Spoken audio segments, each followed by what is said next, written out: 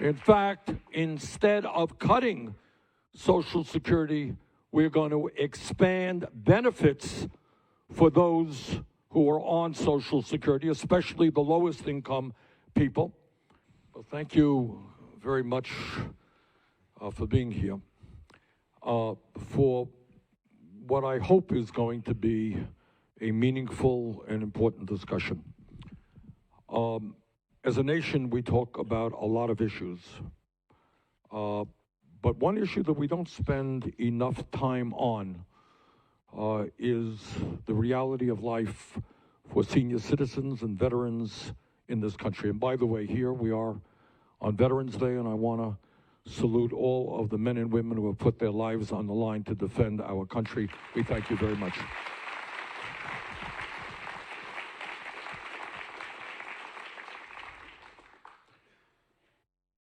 The truth is that here in Iowa and in Vermont and all over this country, as we speak, there are senior citizens by the millions trying to figure out how they survive on $12,000, $13,000, $14,000 a year Social Security.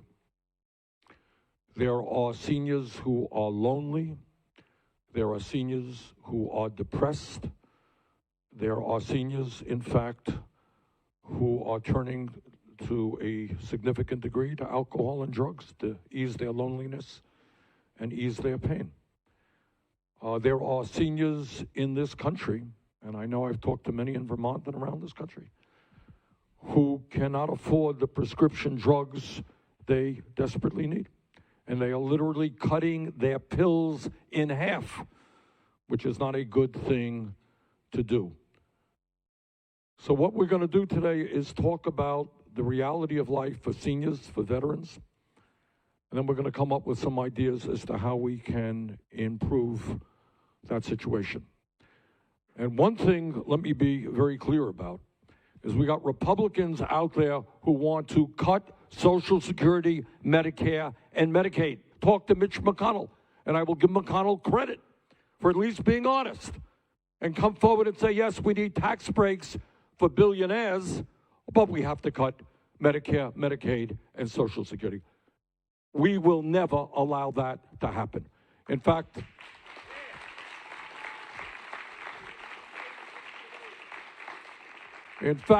instead of cutting Social Security, we're going to expand benefits for those who are on Social Security, especially the lowest income people. And we are going to make sure that everybody in this country has health care as a human right, not a privilege.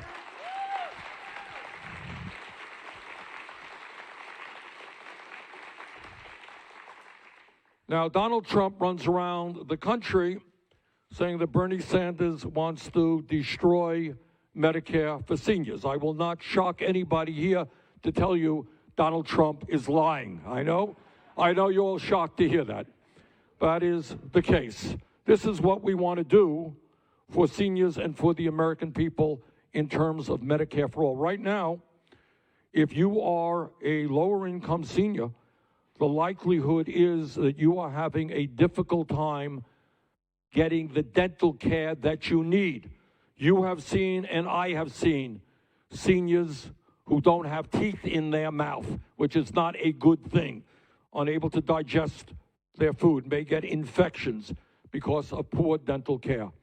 Under Medicare for All, we expand Medicare to cover dental care, to cover hearing aids, to cover eyeglasses. All right? You and I have met seniors who simply cannot afford the hearing aids. Hearing aids are expensive. That's a fact. And many seniors cannot afford hearing aids. Think about being 85, 90 and not being able to talk to your kids, to talk to your friends because you can't hear what they are saying. We can do a little bit better than that in the richest country in the history of the world. All right? So here is what we are talking about in terms of health care. We are expanding Medicare to cover hearing aids, to cover dental care, to cover eyeglasses, and home health care. Home health care.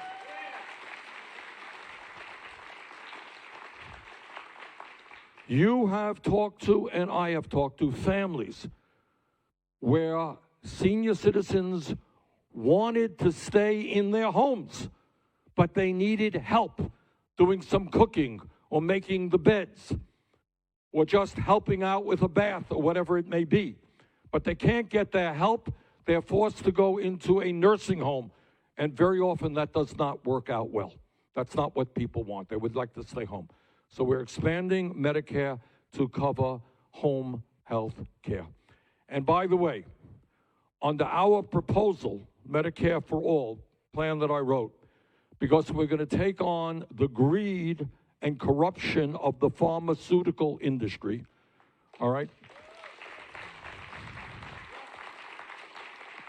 And we will no longer allow them, in some cases, to charge the American people 10 times more for the same exact medicine being sold in Canada or in other countries. Under our plan, nobody in America will pay more than $200 a year for all the prescription drugs they need.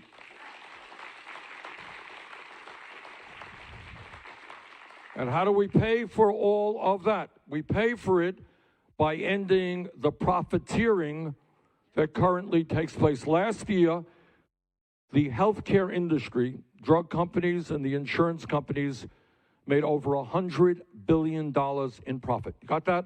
$100 billion, charging us the highest prices in the world for healthcare and by far the highest prices in the world for prescription drugs.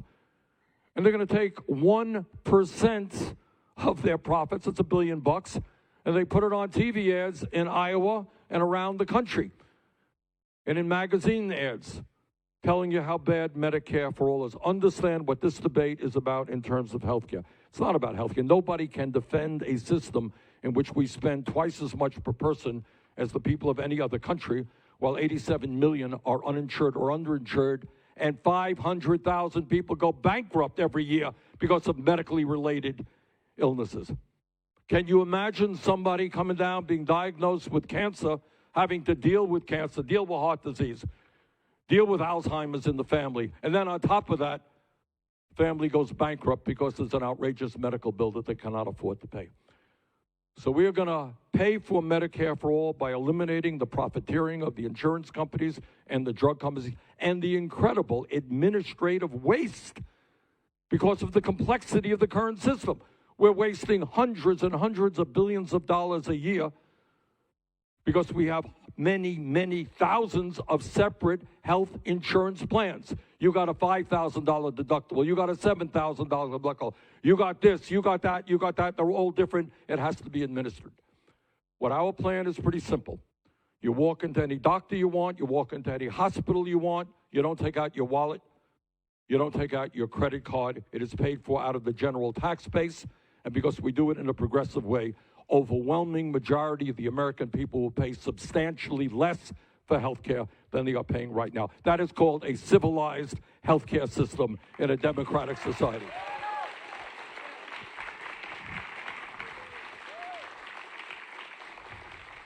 Okay, what I want to do now is we're going to open this thing up for your thoughts. I want to hear from you. Just talk from the heart. Don't worry about the 19 television cameras that are behind you. All right, just because, again, this is an issue. Whatever you say here today, mark my words, there are hundreds of thousands of people saying, yeah, that's exactly what's going on in my family. And let's talk about it. Let's see what we can do about it. So what I want to do is I have some folks I want to call on first, and then we'll open it up to anybody for your questions, your comments. Fred Trujillo. Fred is a veteran and Central Iowa Public Employees Council union member from Des Moines. Fred, where are you? Right here. Okay.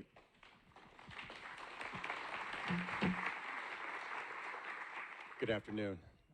I was privileged to serve in the United States Coast Guard for 4 years.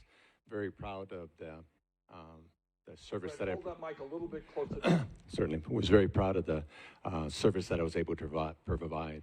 The last 2 years, my primary job was to keep drugs from coming into the United States through the Chesapeake Bay up into Baltimore. Unfortunately, several small boat units like mine in the Coast Guard, the entire crews were killed trying to do just that. So we did lose people, and it was hard. right now I'm very fortunate. I'm a public sector employee with the city of Des Moines, have been for almost 30 years. It's a good paying union job, and I look forward to retiring in the very near future. The problem that I'm facing is I have pre-existing conditions. I have the VA bill to cover mine, but my wife does too. We both have Lyme disease, and it's very difficult and very expensive to treat. And I'm ready to retire, but we can't because my wife can't retire. She's probably gonna have to work another 10 to 14 years in order to maintain health care so that she can live. So you and your wife are both ready to retire after a lifetime of work, but you can't because you're both dealing with Lyme disease, which is a very serious illness. Explain to us the kind of medical bills or the issues you're dealing with for your wife or yourself in terms of Lyme's disease. Lyme disease is not recognized by every state in the union. There's not a single doctor here that will treat us. We have to go to Missouri. We went down just for a routine examination. Being how our insurance didn't cover it, it was $1,800 for the two of us to be seen that day. That's out of pocket. And fortunately, you know, we do both have a good paying job and we had savings, but that's $1,800 that came out of our savings account. If we don't have insurance, the insurance does cover antibiotics, which is great. It's a generic, $5 a month. So that's very helpful, but there's so many other things that we need. Our eyesight changes tremendously, even over a 6-month period of time. So Lyme disease impacts vision? Exactly. Mental acuity, physical abilities, body aches. My wife wanted to be here today. She's been in bed for the last 2 days. She just feels absolutely terrible because we started a new treatment. They told us that she would feel bad. She chose to, I chose not to. And she indeed has been feeling really bad. And not just physically, but it's just the mental part too. It's just taxing. We've both been fighting it for a better part of 12 years. And with little or no help here in Iowa, again, we have to go to Missouri or Wisconsin or Minnesota. The doctors here refuse to believe long-term exposure to Lyme disease is a constant struggle. Fred, thanks very much for sharing that. Sue Bathke is a retired farmer who became an IT worker after her husband's passing. She is also a cancer survivor who was laid off while she was going through her treatment. Sue, where are you? I'm back here. Okay, thank you. Thank you, Senator. He kind of told my story, but that's okay. As he said, when I graduated from college, I married my high school sweetheart. He was a farmer. It was in the early 80s, and we found ourselves in the midst of the farm crisis. Some of you might remember that. He took a job off the farm doing grain building construction, and he was killed on the job. So I had to kind of pick things up and decide what I was going to do with the rest of my life. So I went back and I got a degree here in Iowa to be a computer programmer. And I went to work here in Des Moines and worked about 15 years. I was diagnosed with breast cancer in 2005. And we were very fortunate. I remarried. This is my second husband. And we were very fortunate at the time. I had very good health insurance. So honestly, I don't even really remember, how much it cost. And I had a good job. So those were just things that really didn't impact our lives at the time. I could compare that to my sister who had gone through breast cancer herself 5 years earlier. She didn't have good insurance. And at the time, tamoxifen was extraordinarily expensive. I think the senator knows about this because he took some women to Canada to buy that drug. By the time I was diagnosed, the price had come down and there were generics available, so that was very helpful for us. Since after that period, I was continuing treatment, and in 2011, I was laid off. I was 55 years old, and we found ourselves with health insurance. We could go on COBRA, but it's twice as expensive and you don't have an income. So that was really difficult. And so in the years since, I've kind of gone back and forth between being unemployed and doing IT short-term contract work. So you have insurance there and it changes all the time and you're always having to keep up with what's covered, what's not covered, and it's just, it's so time consuming and so frustrating. And I just really wish we had had Medicare for all when that happened. It would have been such an easier, when something like that happens in your life, it would have been easier to have that as a safety net than to just have to be out on your own trying to figure out where you're going to get health insurance, because like they said, you have a pre-existing condition, you have to have health insurance. So that's kind of where we are right now. I'm unemployed currently. I do have a position coming up next week to start, and when I am unemployed, my husband will work at Walmart. A good part of that is because of they have health insurance, and you can get on right away and things like that. So what does it mean to be struggling financially and not to have the quality health insurance that you need?